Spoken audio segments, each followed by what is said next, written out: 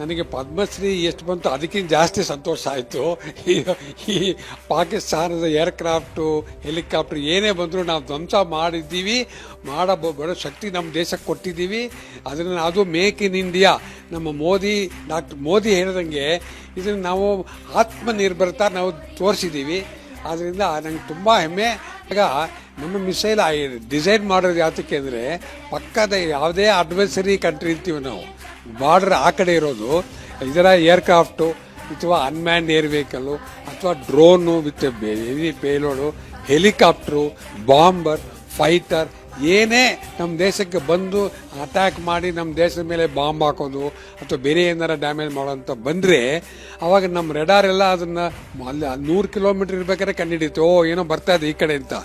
ಆಮೇಲೆ ಚೆಕ್ ಮಾಡುತ್ತೆ ಇದು ನಮ್ಮ ಏರ್ಕ್ರಾಫ್ಟಾ, ಫ್ರೆಂಡ್ಲಿ ಏರ್ಕ್ರಾಫ್ಟಾ ಅಥವಾ ಶತ್ರುಗಳ ಏರ್ಕ್ರಾಫ್ಟಾ ಅಂತ.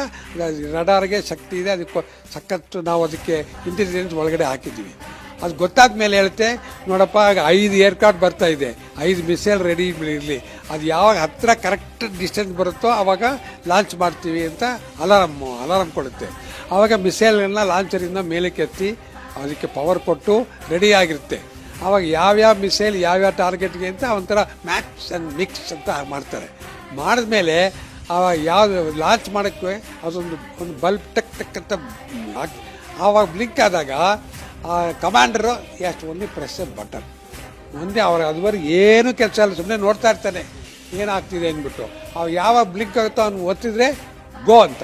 ಅವಾಗ ಏನಾಗುತ್ತೆ, ಸೀದಾ ಒಂದೊಂದು ಮಿಸೈಲ್ ಒಂದೊಂದು ಏರ್ಕ್ರಾಫ್ಟಿಗೆ ಮಿಕ್ಸ್ ಆ್ಯಂಡ್ ಮ್ಯಾಚ್ ಆಗಿ ಹೋಗುತ್ತೆ. ಅದು ಅವ್ನು ನೋಡಬೇಕು ಯಾವ ರೀತಿ ನಾಶನ ಆಯಿತು ಅಂತ, ಅಷ್ಟೇ ಕೆಲಸ ಅವನಿಗೆ. ಆದಮೇಲೆ ನೆಕ್ಸ್ಟ್ ಆ ರೀತಿ fully automatic intelligent weapon system is Akash.